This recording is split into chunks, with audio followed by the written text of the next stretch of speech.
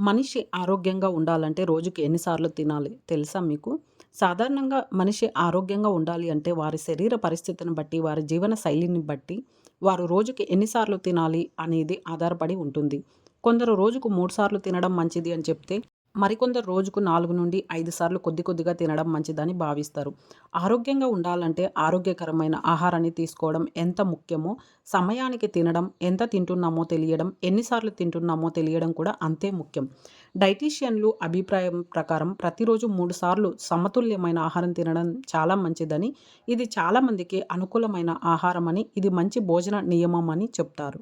రోజుకు 3 సార్లు తినే ఆహారం శక్తి స్థాయిలు నిర్వహించడంలో, మన శరీరంలో మెటబాలిజంను మెరుగుపరచడంలో కీలక పాత్ర పోషిస్తుందని చెప్తారు.